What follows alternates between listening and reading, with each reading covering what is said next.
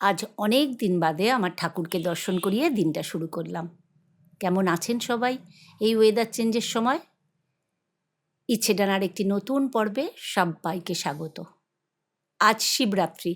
এবছর শিবরাত্রি তো দুদিন পড়েছে, আপনারা সবাই জানেন, 8th মার্চ আর 9th মার্চ। আজ 9th মার্চ। যেহেতু আমরা কৃষ্ণ পুজো করি, তাই গোস্বামী মতে যে নিয়মটা সেটাই আমার বাড়িতে আমরা পালন করি। কিন্তু ছোটোবেলার থেকে না, যেদিন শিবরাত্রি হয় মানে রাত পড়ে, মার সঙ্গে সেই শিবরাত্রিতে জল ঢালতে যেতাম। তো ঠাকুরমশাইকে জিজ্ঞাসা করলাম, ঠাকুরমশাই বলল রাত্রি শিবরাত্রি বলতে কিন্তু আজকেই পড়বে। তাই এবছর আমি দুদিনই উপোস থেকেছি। গতকাল উপোস থেকে পাড়ার একটা মন্দিরে গিয়ে পুজো দিয়ে এসছি, তারপরে সাবু কলা খেয়েছি। আজ সারাদিন উপোস থেকে আমার এই যে বাড়ির নিত্য পুজো হয় যে শিব, তাকে জল ঢালবো, এই পঞ্চামৃত আমি তৈরি করছি। আজ জানেন তো, খুব মার কথা মনে পড়ছে।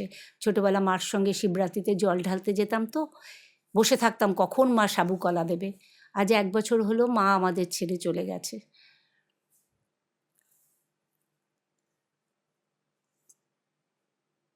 প্রথমে শিবের মাথায় একটু ঘি মাখিয়ে নিলাম,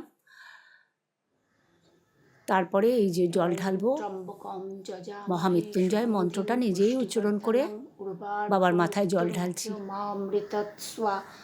ওং শিবায় নমঃ। ওং ত্রম্বকম যজামহে সুগন্ধিম পুষ্টিবর্ধনাৎ উর্বারুকমৃত্যুর্মুখীয় মামৃতাৎসা। ওং শিবায় নমঃ।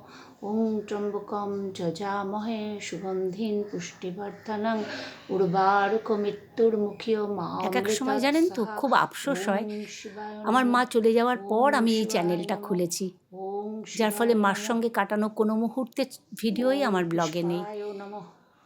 দুজন বন্ধুর কথা খুব মনে পড়ে। একজন হলো শর্মিষ্ঠা বালক, জানি না উনি শুনছেন কিনা, আমি উচ্চারণটা ভুল করলাম কিনা। ওনার মা ওনার সঙ্গে থাকে। তার মিষ্টি মধুর সম্পর্কের সমস্ত ভিডিওগুলো যখন আপলোড করে তখন খুব কষ্ট হয়। আর হলো সবিতা পর্তুগাল। সবিতার নাম আমার মায়ের নামের সঙ্গে মিল। আমি প্রথম দিনই ওকে জানিয়েছিলাম। এতক্ষণ যারা আমার সঙ্গে রয়েছেন তাদেরকে আমার আন্তরিক ভালোবাসা জানিয়ে ছোট করব না, তারা সবাই আমার বন্ধু। আর একটা অনুরোধ আবারও সেই করে যাচ্ছি, একটা লাইক দিয়ে দেবেন না, কারণ আমরা যারা এই চ্যানেলে আছি তারা সবাই জানেন একটা লাইক আমাদের কাছে কত গুরুত্বপূর্ণ। এখন দুপুর, তো এই সন্ধে 6টায় বলছে যে এই শিবরাত্রির চতুর্দশী ছাড়বে, তারপরে সিদ্ধ ভাত খাবো।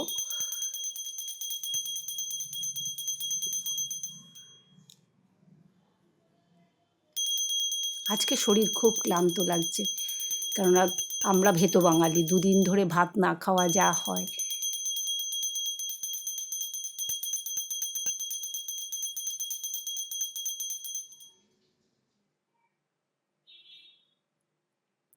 এটি গত দিনের ভিডিও, দুদিনের ভিডিও না, আমি আজকে এইবার একসঙ্গে আপলোড করেছি। এই 5টা ফল পঞ্চামৃত নিয়ে আমি পাড়ার শিব মন্দিরে যাব। এখন 7:45 বাজে, কারণ কত বড় লাইন পড়বে তো জানি না, তাই নিচের বৌদিও আমার সঙ্গে যাবে, তাই সমস্ত গুছিয়ে নিলাম। এই বছর শিব মন্দিরটাকে রেনোভেট করে শিব প্রতিষ্ঠা করেছে কিছুদিন আগে, আবার নতুন করে দেখুন এবার গাছের ফুল দিয়ে বাবার মাথায় চাপাবো। এই ধুতরাটা কিন্তু আমার ওপরের টবে হয়েছে, এর আনন্দ আলাদা, নিজে গাছ থেকে ছিঁড়ে বাবাকে দেব। আর একজন দিদিভাইয়ের কথা মনে পড়ছে, ড্যাফোডিল গার্ডেন্সের দিদিভাই। আমি বুঝি তার বাড়ির সামনে থাকলে তার বাগান থেকেই নিয়ে আসতাম, তাহলে আর এত দাম দিয়ে এই ধুতরা ফুল বা আকন্দের মালা আমায় কিনতে হতো না।